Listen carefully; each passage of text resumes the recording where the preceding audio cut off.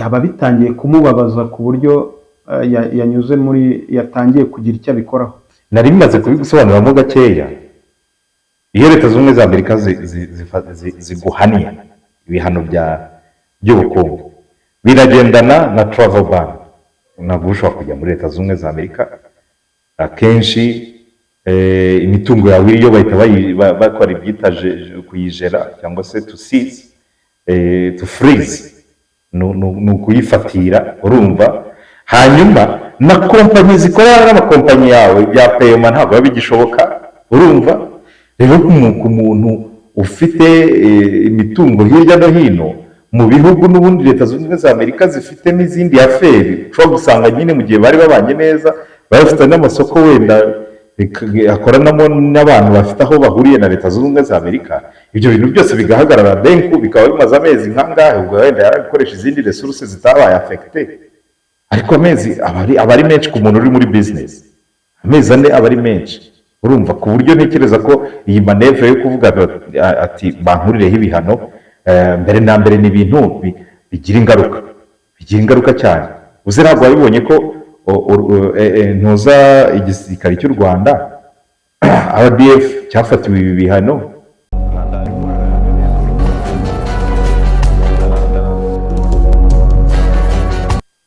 Twongeye kubasuhuza, turabifuriza kugira ibihe byiza abadukurikiye kuri TPC Talks,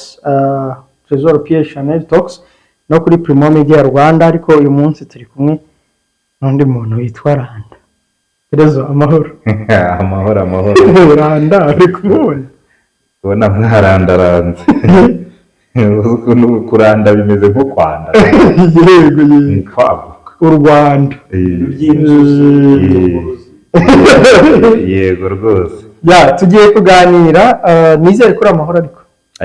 meze neza, yambaye ikote keza. Merci beaucoup. Dushimire na boutique bayanyambitse, tuzayivuga niza ibintu byo kwamamaza hano, ibiza kare n'izindi zose zamamaza ibintu by'imyambaro ziyize. Turi mu gihe cy'ubukwe no kwambara no kugira gute. Yego ko tubona birangiye, iri zuba rirangiye nta bukwe utashye cyangwa hari ubwo watashye. ntabwo wabimenya byose, ariko ubukwe nagiye gutaha, abo bisigaye bimbaho gakeya. Uko ejo natashye ubukwe dote karangira saa 9. Bisigaye bigoye. Natashye ubukwe dote irangira saa 9. Buriya rero bitewe wenda n'intuzi, iyo byagukundiye ubukwe buraryoha, ariko iyo bitanakunze hari ukuntu nyine umuntu ajya kwigorora nabo nyuma bamaze gutuza, mukabiganiraho neza. Nawe ndeka mwete nta nibo bambere mbonye dotaje satira gutegereza ndabyibuka ko twe twahanyuze. Yego rwose ndabyibuka. Ayo ni dotaje n'ibindi biri bukurikireho kuko anyway nabwo baba buri kurandaranda.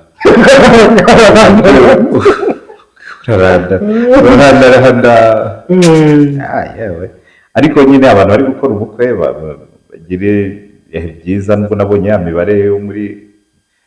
Cour Supreme yaratangaje imibare y'uko 300,000 ku mpuzandengo ni imanza 20 ku munsi inkiko zo mu Rwanda zakira imanza zijyanye na gatanya. Ariko hari amafaranga abantu basigaye bakoresha ubukwe bayakura he, ku buryo akora dote akayiproronja, yajya muri reception agaproronja.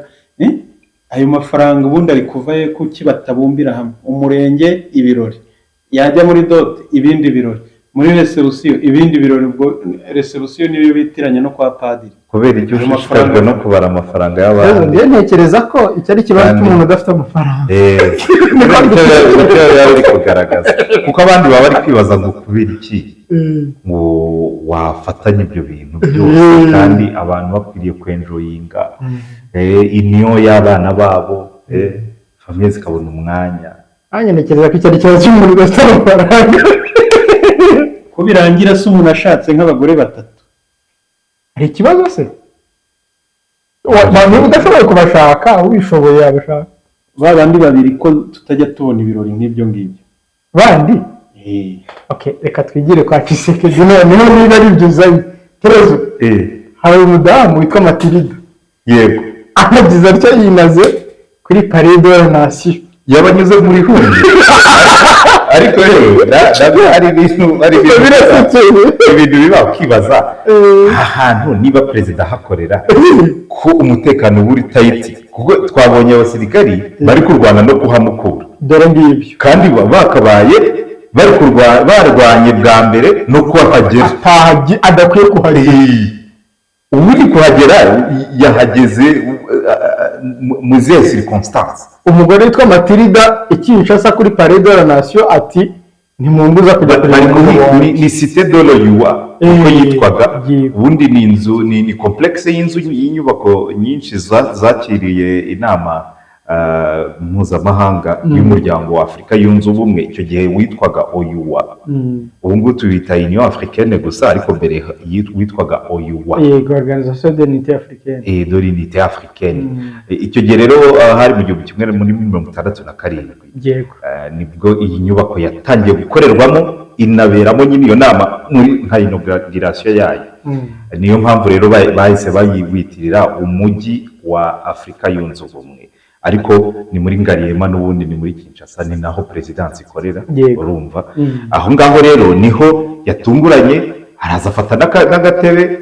n'aho espace afata agatebe ka plastique aravuga ati muranshaka iki nje ko nshaka umugabo wanjye murashaka iki mu mashusho rwose hano ngira ngo umuntu yanakumva atagira umuntu tuzagashyiraho prince nakadushakira akadushyirireho yego akashyireho rwose ahangaha rero yavuga bamubwiraga bati nyabuneka genda ntabwo ibintu uri kuvuga byumvikana atari ko se murashaka ko njya hehe ko ntaza aho njya hano ndi iwanjye ndi ku mugabo wanjye avuga Tshisekedi yego umugabo wawe ni je suis la femme du président uzwi mu buryo buri official ni Nyakero yego Denise Nyakero Denise Nyakero ubundi nibyo numvaga ariko kubwira ati nibyo bamurange bisende ashaka manda ya gatatu no kugira ngo bamuhe manda ya gatatu ari kwibonera umugore wa gatatu yego urumva ubwo ntabwo ubwo usimbuka Gisele Mpera kandi ari namubaze nk'uwo yego Gisele ni wa kabiri afite Gisele we nawe inkuru ye ntabwo abantu benshi bayimenye yego ntabwo abantu benshi bayimenye ariko n'umwe mu bantu ubwo Tshisekedi atari yagafatishije babizi ko Tshisekedi ntabwo ari umuntu wavukiye muri difficultés nyinshi papa we kuva muri za 1960 yarari inyuma ya independence ya Congo yahise yitwa Zaire ariko kuva na kera niwe mwopoza Congo izi kurusha abandi bose Etienne Tshisekedi yazengereje abaperezida benshi ba Congo rwose urumva benshi se bangahe muri kugira ngo Congo yagize abaperezida bangahe yazengereje Mobutu mbere ya Mobutu habanjeho Kasavubu yego azengereza Kabila Pere yego nabo gusa na ntuza na Kabila mutoya baraguma bataragiye nyine abo perezida bose bayoboye Congo yabaga ari aho ngaho uretse uyu mwana we uretse umwana we kandi nawe yagiye yarapfuye ariko impamvu duhereye aho ngaho ni kugira ngo twumvikanishe uburyo nubwo ari umwopoza twavuga yego yari afite udufaranga ariko ntabwo yabenefisiyaga kuri resources z'igihugu nk'uko abari ku butegetsi babibona Tshisekedi rero niba yarabaye muri Belgique urabizi ko bajya bamuteraho urwenya ko yaderivaringaga pizza mu zimwe ngo ntanazigezeyo akaziba notama bivugwa n'uwamukoreshaga urumva noneho ntabwo wenda hari umukuru w'igihugu umwe yigeze kubigaruka aravuga ati hase ko numvise n'amanota muri ako kazi koroshye yakoraga amanota ye nayo yari makeya mu kazi ko kuderivaringa byatewe n'uwamukoreshaga yaranazijyanaga ntazigezeyo uzi ko umuzungu yabonye mu kinyamakuru ngo perezida de la republique ngo avuga ati ndikureba neza se aravuga ati ariko biriya byo n'imikino buri wese agira amateka anyuramo. ari imikino ya politike hari udustori dushobora no kuza gukinishwa sinabyaye. Uretse ko buri wese nyine agira amateka anyuramo, kuba waba warabaye umukarani ejo ukisanga uri minisitiri. Tuzi umutipe wari sedo w'akagari wari umudepite hano mu Rwanda. Yego. Ikitegetse feri nyine kuba histoire y'umuntu irahinduka denku. Yego, birashoboka. Ariko mu gihe cya struggle, yego, akiri gukora ako kazi kuko biri documente ko ibyo bintu yabikoze muri icyo gihe kitamworoheye n'ibiki byose, uvuga ko uyu witwa Mpela, Giselle Mpela yamubaye hafi ndetse bagirana intimite, uburyo yavuyemo n'abana, agomba kuba afite abana babiri cyangwa batatu sinibuka neza. Igihe rero amateka yisubiriyemo abaye perezida, yego, abantu ariko ntibajye babyitiranya ngo batekereze ko perezida Tshisekedi ari umuntu ufite bagage politike ntoya. Ntabwo waba fondateur wa UDPS ngo ube inkingi ya mwamba muri UDPS, uri umuntu uri aho.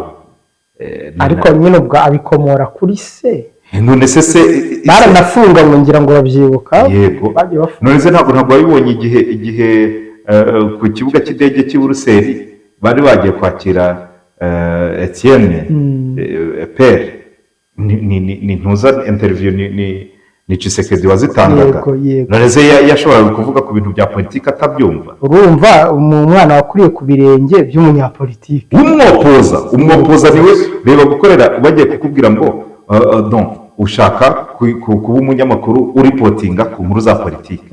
urashaka gukorera stage he? Mu ishyaka riri ku butegetsi cyangwa mu ishyaka ry'abopoza? Oya, wakorera mu bopoza. Nibwo wasobanukirwa neza ibyo ari byo, nibwo umenya neza politiki yariyo, kuko abari ku butegetsi ibintu biba byijyana. Yego, rero ntekereza ngewe ko mfite aho nahera mvuga ko Tshisekedi afite bagage politike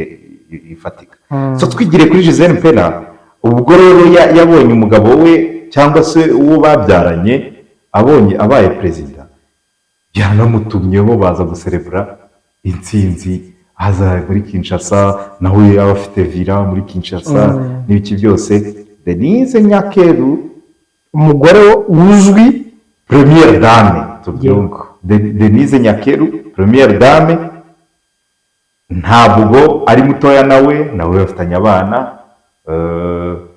Ntabwo nahamya ko iyo cyangwa se uwo mubano hagati y'umugabo we na Giselle Mpela atarawuzi, ahubwo kumwegera bari ku butegetsi nibyo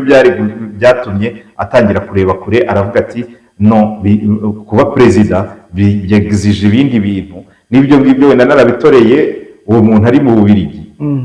kumubona aha ngaha ku iruhande, yego, bizajya bituma habamo amaprotokole menshi, ibirori bimwe na bimwe, wumve n'abana bandi bo kwa Giselle na Giselle ubwe gashobora kuza, ibintu bitangire kuba nk'iby'umumeya wigeze kuyobora Nyanza.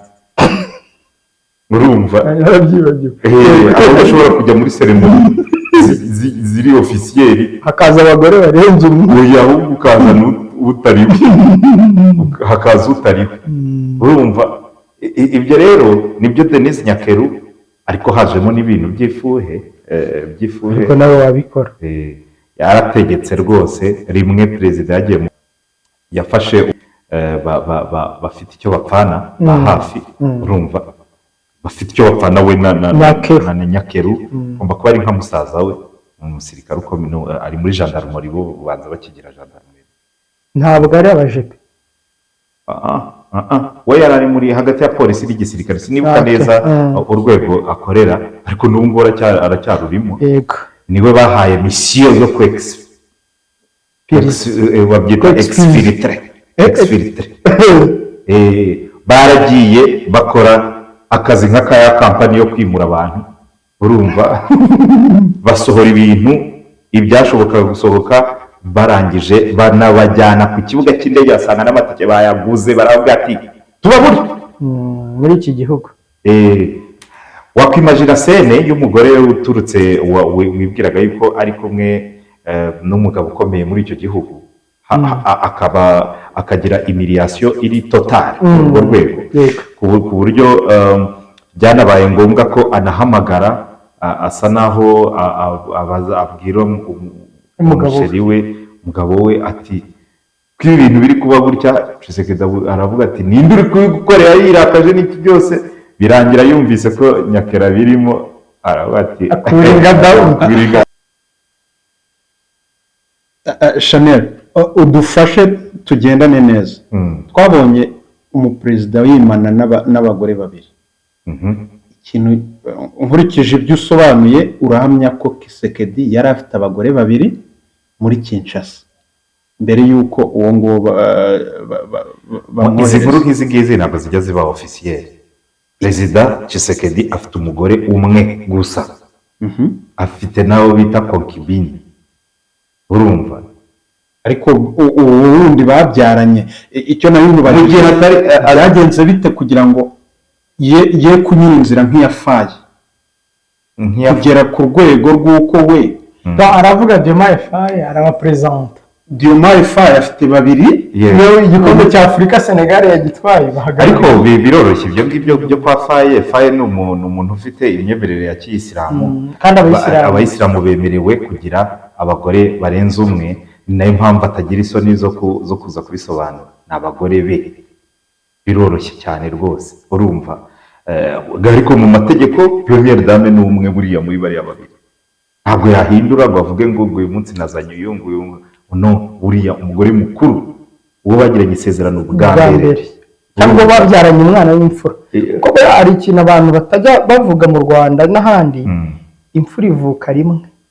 yego umwana ubyaye bwa mbere mu mateka n'intanga zawe ariko ntabwo yatuma buriya umugore wawe aba umugore mukuru mu mateka y'intanga zawe imfura ivuka rimwe ntabwo ndi kuvuga iby'umugore mukuru n'umuto ndavuga imfura ivuka rimwe umwana wabyaye bwa mbere iyo ubyaye nibwo ububyaye ntabwo wabyara wose niwe imfura nyine nibwo bwa mbere uba ubaye umuremyi voilà uriya abantu ntabwo bazi ukuntu kubyara ari ibintu bikomeye cyane abazi kugira ngo ubu ngubu umuntu utabagaho abeho kubera wowe randa arambe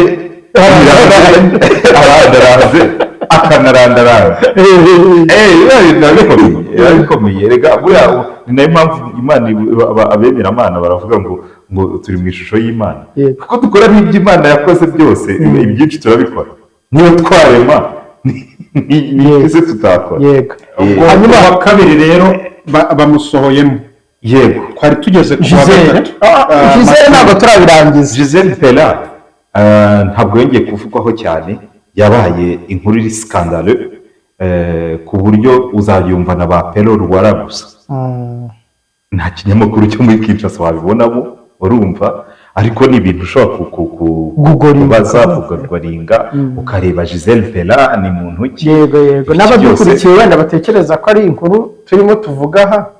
bagende bandike muri iryo zina Gisele Pera baramubona n'amafoto ari kuri Facebook za hehe hose ari kumwe na Tshisekedi yego buriya rero hari n'undi mugore uherutse gutomboka mu minsi yashize wavugiraga kuri TikTok ari kuvuga ati nimudatuza nimutansaba imbabazi yari ari kuvuga ngo bamuhe amafaranga ngo aceceke ngo atavuga amabanga urumva ariko ni bimwe mu byo yavugaga ko nko perezida nyine bimwe mu bintu amaramo igihe kinini cyane no gufungura no gufunga tiretse kurusha gusinya urumva ubwo batumva ni iriya mashini y'ipantaro ubwo bisobanura batumva ibyo bintu izi skandali nyine zisanzwe zivugwa kuri Tshisekedi cyane ku buryo yemwe harimo amakesi menshi Pero Rwara yabigarukagaho cyane no muri cya gihe Pero Rwara yigeze gukubitwa avugaga ko ashobora kuba ari bimwe mu bintu yari yavuze cyane muri kuko uwo mukobwa we yavugaga ko yamwisabiye nawe yitwa Denise ariko ntabwo ari Nyakera yego ntabwo yitwa Debushu cyangwa se umuntu ubona nyine rwose ari isasu we no kuvuga ati ariko muzaza rebe mpuza minisitiri bashyizeho ngo w'urubyiruko ndamuzi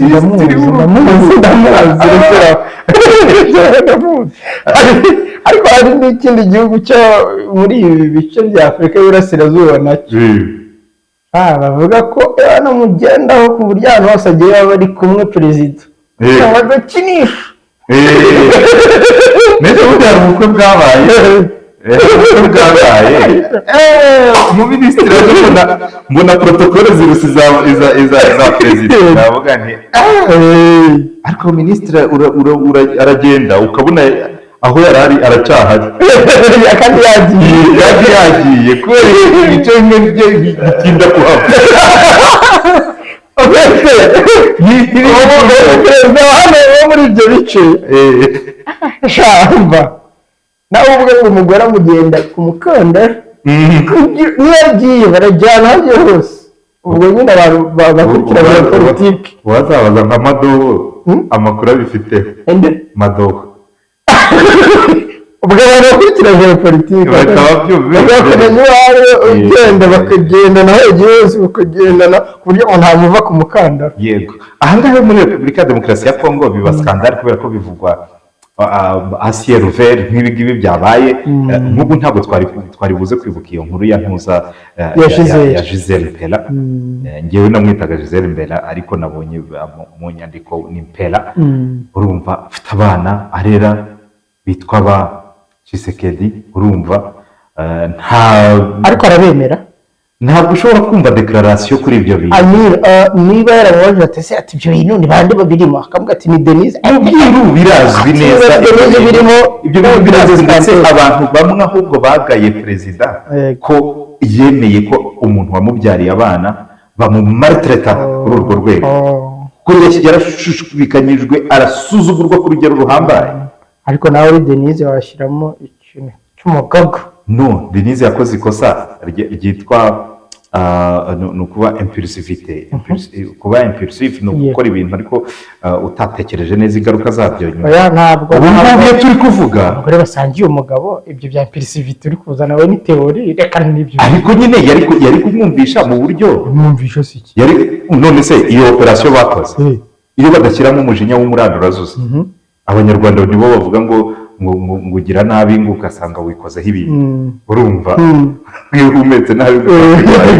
nawe nibyo yakoze kubera ko izo nkuru ku mihanda n'icyicasa abantu bose bahise bizari kujya hanze iyo badashyira imbaraga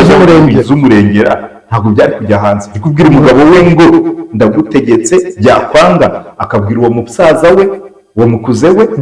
akamubwira ati genda amatike uyagure ntihagire kiba niyo bamubwire Terezo urimo uravuga ibintu nk'umuntu utazi umugore warakaye satani aramanuka agafata ikigwa ariko umugore se ari mu ntuza ari mu nzego za politiki umuntu agomba kwibuka yuko ubugore bwe ari mu nzego za politiki barakubwira ngo iyo umugabo ari koroneri umugore aba ari generali ngo ari mu nzego ziheze icyo ndi kukubwira ni kimwe uwo mujinya wawe ugira ariko ukibuka kuri first lady umugore warakaye ntabwo ibyo bintu uri kuzana bya logike ajya byibuka ubwo rero nyine urabizi nawe impulsivité ni ukutareba kure Trezo reka ibyo tubireke by'uburyo umugore yarakaye n'umugabo warakara biterwa n'icyo ashaka niba n'icyo ari kwikiza ku ruhande ahubwo kugira ngo agire izo mbaraga zo gukora iyo operasiyo urumva yayikoresheje abo ku kibuga cy'indege ayikoresha abo mu mutekano first lady afite ubwo buryo bwo gukora operasiyo nk'iyo ngiyo umuyobozi ariwe nuza head of state atabizi cyane oya ni hano one o Congo one ya RDC urumva aho ariko Denise Nyakeru ntabwo abantu bamuzi neza hari ntabwo bamuzi neza ariko first lady akenshi muri ibihugu bya Afurika first lady aba ari umuntu ukomeye nubwo tubona abaperezida aribo bafata ibyemezo ariko first lady aba ari umuntu ukomeye cyane cyane muri ibihugu bya Afurika none se ntabwo uzi imbaraga z'aba first lady wowe wari igihugu se cyazatuva iyo hirya n'ubundi uzi kugira ngo wisange umuntu akubwiye ati dufatanye muri business urumva uzi kugira ngo umuntu akubwira ati dufatanye muri business nzajya nkumenya n'ibiki byose ukavuga uti yego, cyane ko n'amahitamo yo kuvuga oya akenshi aba akubiye gakeya. Hanyuma uwabikubwiye umugabo we akaba yaza akakubwira ati ibintu biri aha ngaha ko ntabishaka. Hanyuma urimo hagati ubibazwa aho ngaho niba abayobozi bavuga bati ibiki byose babigwamo se, abantu babigwamo ku buryo babaza bati wewe urabivuga nyakubahwa. Abantu bazareba ikiganiro BBC yagiranye na First Lady y'u Burundi mu minsi yashize, yego biravugwa ko nawe akomeye cyane. Ntabwo ari cyane, birenze cyane. Hariho n'abakabya bakavuga ngo ni Marie Antoinette y'u Burundi. None kandi abazi Marie Antoinette hari n'umudictateur wo muri Philippines Duterte oya yitwaga Marco. Yego. Umugore we rero nawe bamwitereraga Marie Antoinette kubera ukuntu yari yarabibijeho. Abataje Marie Antoinette bazareba histoire ya Napoleon Bonaparte. Urumva yashoboraga kwambara imitako ya kigore agahagarara miliyoni nk'eshanu z'amadolari. Ubwo mu Burundi abantu bazagenda bareba icyo kiganiro cya BBC, ndetse umunyamakuru ageze amubaza ko ari gutegeka igihugu complètement kandi atari perezida watowe. Wabonye cortege y'ejo bundi avuye mu nama mpuzamahanga, cortege yamutwaye nibwo bwa mbere nari mbonye perezida aho umugore w'igihembo bwa mbere. Wenda nshobora kuba ntazi amateka n'ibintu bimeze neza hariya bimeze neza njyewe ndabizi. Urumva hanyuma no muri Kinshasa ho bimeze neza cyane kuko abantu bakunda abagore, none umuntu awugize abagore tubonye 3. Abo nabo tubonye abandi bo wenda ntibiba byakwifishijwe cyane. Ibihuha bya hariya n'ushinzwe communication aburirwa irengero yigiriye muri konji batubwara twite wasanga yaragiye kubyara. Hanyuma minisitiri w'ububanyi n'amahanga yagira atya bati kabaye batashobora kuba ari umwana wa kana. Ariko Tshisekedi yaragowe rero nuko twebwe tujye rimwe na rimwe ngewe ngira n'abantu inama n'ubu tuba twakoze ikiganiro gutya kubera ko ayo mashusho yasakaye abakongomani bari kuyahererekanya ntabwo nanjye nayakonturuna. Yego, kubera ko ngomba kuba nabibonye kandi kubikomantaho ni nk'ihame. Ariko rimwe na rimwe hari n'ubwo mbona abantu baveyuka abakuru b'ibihugu abana ngewe ntibikwiriye bakabaveyuka batabanje kwiveyuka. Batabanje nabo batabanje no kwiveyuka. Nta yahe makuru ya Gisele Mpera yagiye hanze. Gisele Mpera no mukuza wa Nyakeru na Nyakeru ubwo batabanje kuyashyira hanze. Nyine bayashyize hanze ni nabyo kosa wanze kwemera ko Nyakeru yakoze. Hari ahandi mu bindi bihugu cyangwa se mu bwami bwa kera uzumva amateka nuko habaga hari abiru basiga banditse utuntu sinzi uko babyaye ibigenzaga kugira ngo babishyiraga nko mu bisigo cyangwa se mu migani abantu bakabimemoriza kugira ngo bizasigare bizwi. Urumva ariko haberagamo ibintu byinshi umuntu atashoboraga kumenya. Yego, atashoboraga kumenya mu isi itarimo ikoranabuhanga nk'iryo dufite. Yego, ubundi twakwemera. Ariko nabo bo kubivuga. Ariko ubu niba umuntu yicara kuri presidence akavuga ati ngewe nteye intebe ndashaka umugabo wanjye Pierre Chanel, tukamukamera. Pierre Chanel n'amapresidence ko bitari guhura. Oya birahura. Ntabwo bihura. Batangiye tuvuga ngo nta muntu n'umwe bitabera. Mu byambere ibyo ntabwo ubwo byanze reka mbikureho mbishyire kuri andi. Urumva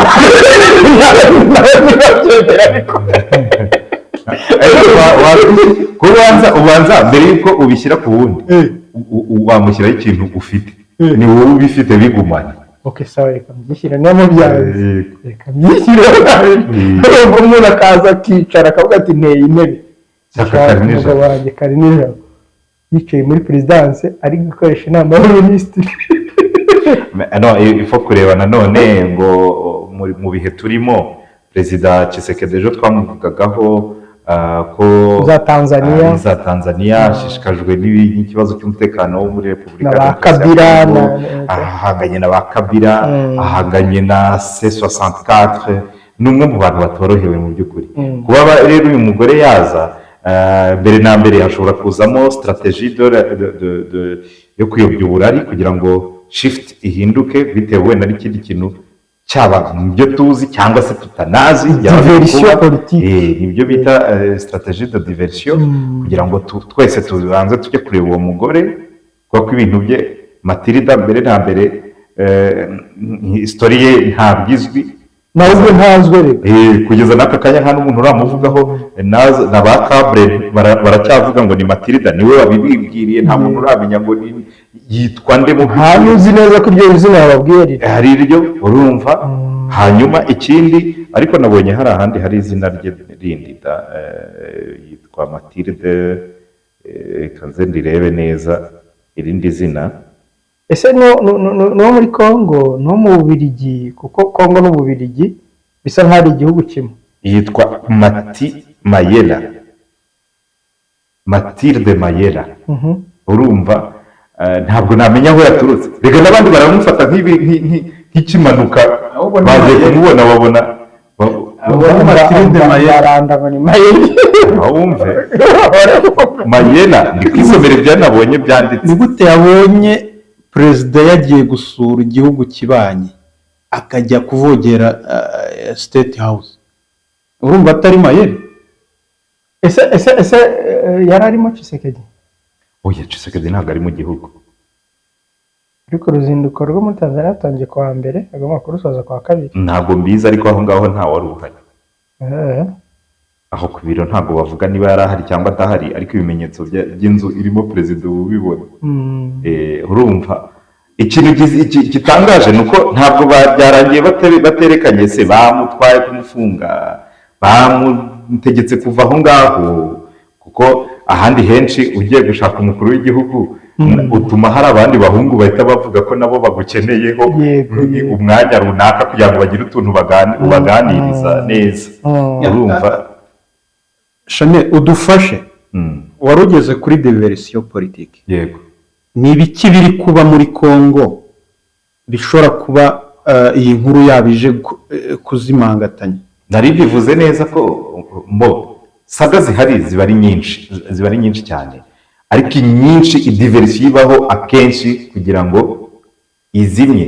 bimwe mu bintu byavuzweho bitari byiza kandi nta bihari aka kanya ntabyo muri Congo ibintu byinshi biri kuri nivo yo kwihanganirwa mu mboni zawe wari wageze uri guhuza abagore batatu na manda ya gatatu yego ibyo bintu bihura bite ako kantu ntabwo Matilda Mayela yaba ari kuri calibre yo kuyobya abantu ngo bibagirwe ibya manda ya gatatu byo ntabwo bishoboka keretse ubwo haje ba Matilda hakazamo na ba Veneranda bakaza ari nka batanu kese ubwo yahinduka kuvuga ati ariko impeachment nubwo ariko muri ntuza muri constitution biba birimo perezida ashobora kweguzwa by'igitaraganya mu gihe ugaragayeho skandale nk'izo ngizo perezida ashobora kweguzwa ariko nubwo turi kuvuga kuri Congo wibuke ko Congo ni igihugu kizerera no mu bapfumu icyo kibaye kikifashishwa mu buryo bugaragaza ko ari ikimenyetso cyabonetse kuri State House kigaragaza ko manda ya gatatu n'ubundi ari nk'umugabo ushoboye abagore batatu ubwo icyo kibazo nkigusubije nanjye naba mfite ubumenyi mu kuraguza inzuzi nkamenya wende mu bupfumu n'intuzi icyo byaba bisobanuye bo wenda bafite icyo babibonamo ariko aho ngaho rwose ntacyo ndi busubize pe kuko urumva umugore ni mystère kugeza aka kanya c'est une mystère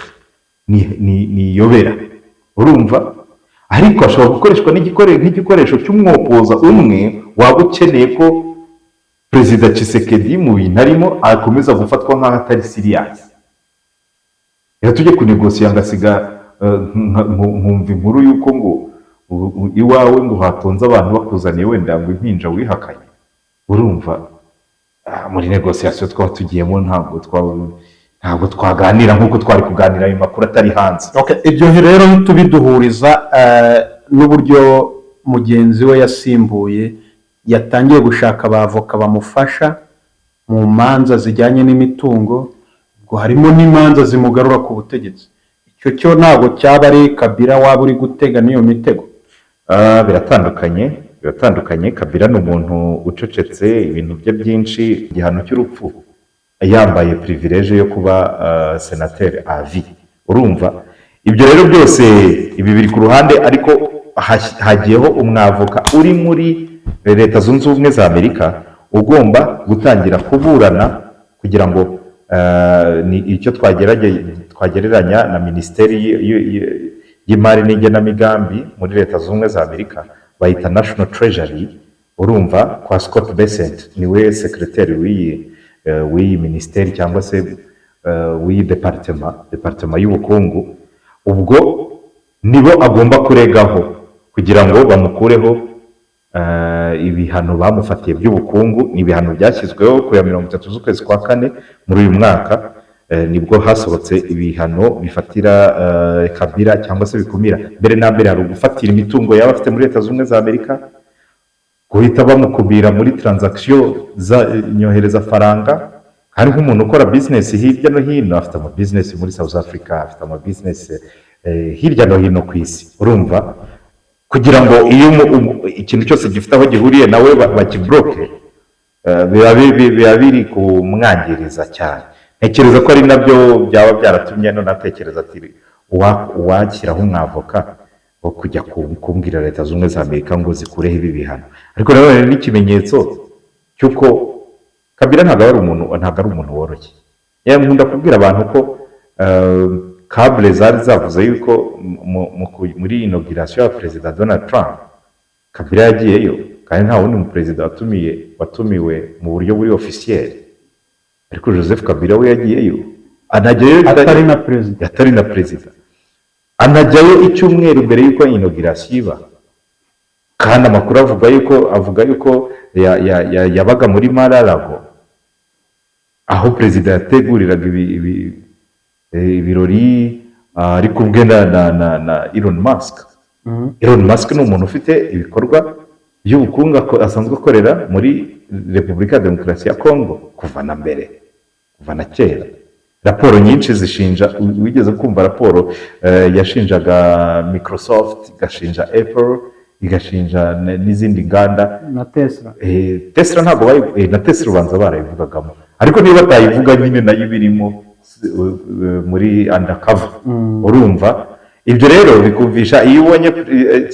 ntuza Elon Musk yicaranye na Kabila, uhita utekereza ibyo bari kuvugana, uhita ubyumva, urumva. Icyo kintu rero gihita kikwereka ko atari umuntu n'importe qui, ku buryo bashobora no kuvuga bati ntabwo icyuhagiro cyakujyaho hatabanje izindi manevre. Banza ukora ibi,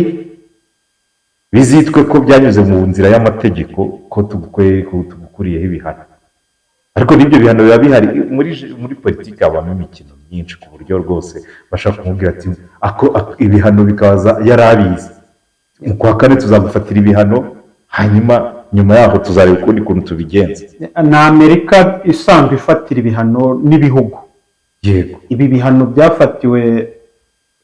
Kabila ubwo n'amezi 3 ari kusatira 4 ari kugera. Yego, yaba bitangiye kumubabaza ku buryo yanyuze yatangiye kugira icyo abikoraho. nari bimaze kubigusobanuramo gakeya. Iyo leta z'ubumwe za Amerika ziguhaniye ibihano by'ubukungu, biragendana na travel ban. Ntabwo ushobora kujya muri leta z'ubumwe za Amerika. Akenshi imitungo yawe iyo bahita bakora ibyita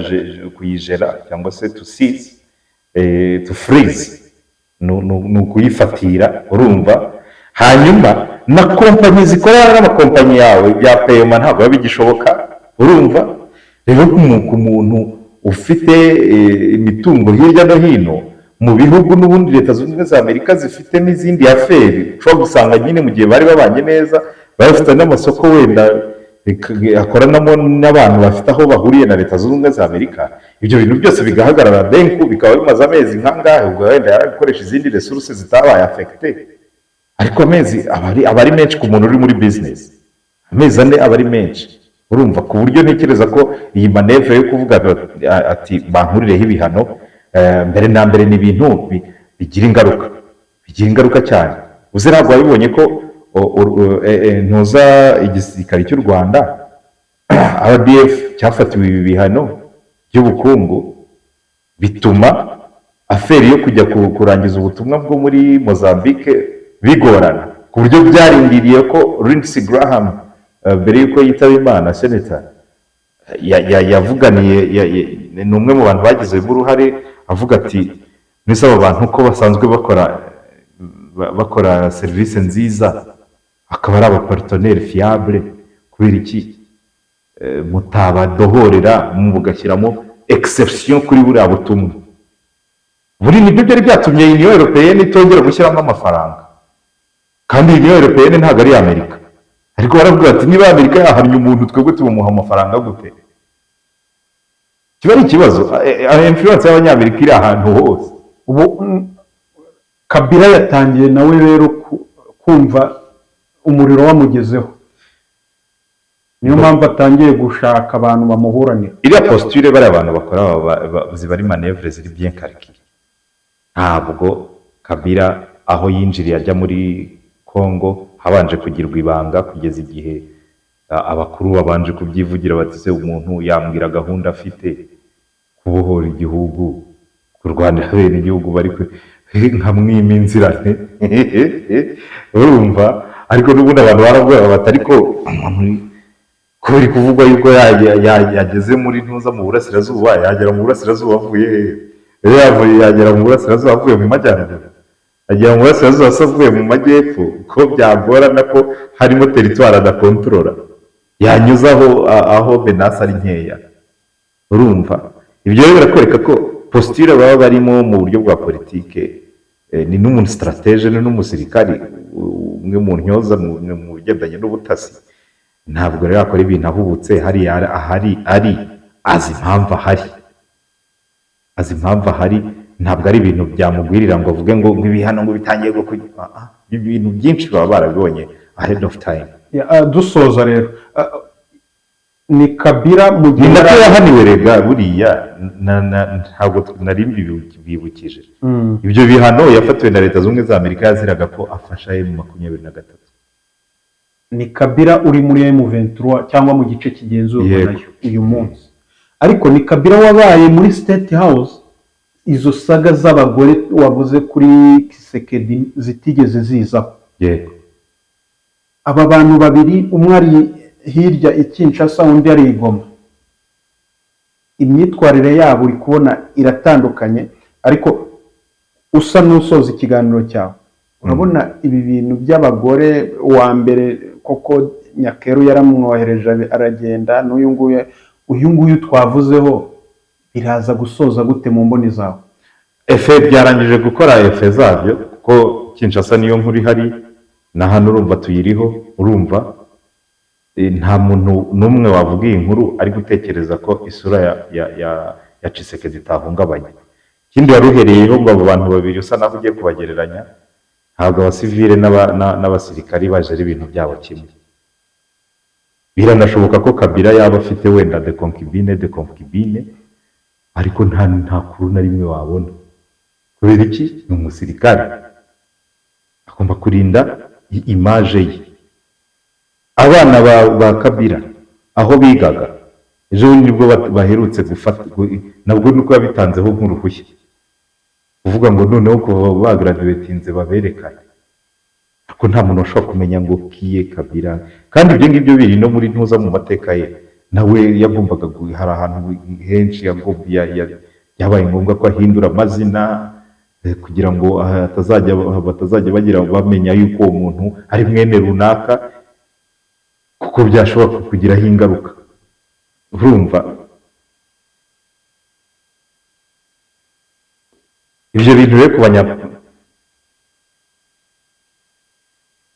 ku banyapolitike siritu nk'abantu babaye muri rebellion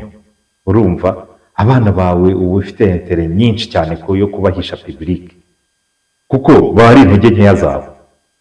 umwanzi wawe muri sinabyaye abagezeho abagufite niyo mpamvu rero umuntu wamenye kugenda buri ntambwe zibara naho kandagiye asibanganyije birimo aferi yo kurinda ubuzima bwe na famiye ye akabinyuramo ntabwo wamugereranya n'uwo wamaze igihe kinini cye za buruseli twarira taxi twarira pizza yigirira gute ntabwo abantu bazarinda ntabwo bazitwara kimwe uretse ko niyo tutajya muri ibyo byose akantu k'umusirikare n'umusivile si kimwe ntabwo ari kimwe rwose so rero reka dutegereze wenda impact y'iyi nkuru nibigera kuri Nyakeru wasanga ubwo byanamugezeho already kureba niba nawe ari bumuhambirize nk'uko byagenze ubu ngubu kuva twaramenye ko iyo modus operandi ibaho wasanga bahindura uburyo bikorwamo biriya byose by'abagore bajya kumureba bagiye kumureba ko bageze nk'igihumbi si ishusho y'uburyo afatamo abagore ntabwo mbizi rwose wari uri gusoza ndi gusoza uri kunsoresha mu ntambwe 18 ariko sinajya mu muntu uwo ari we wese singendana na perezida simuzi soza ibyamwanditsweho niyo naba naramubonye nko mu ntambwe nka zingahe urumva najya kuvuga ngo ukuntu areba abagore uko yitwara ku bagore namubonye he urumva niba bakoranye ibintu bakagirana amasezerano ntayo skandari zizavugwa ariko zose buri gihe ziza zifite etikete y'uko ari rumeri kuko nta kinyamakuru kiri credible na kimwe uzabibonamo ibyo bintu abi bya Gisele Mpera abi ibingibi bya Ntuza bya Matilda Mayera urumva uyu nawe actualité c'est de ntibubyandike nibyandika birantungura urumva n'ibindi bitangazamakuru cyakoze wenda ibyandikira muri Kivu byo bishobora kubyandika ariko n'ibyo hanze ya Kongo cyangwa za Kongo setani insolite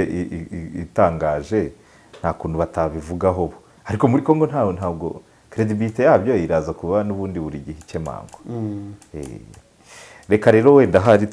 dusoreze kuri ibi ngibi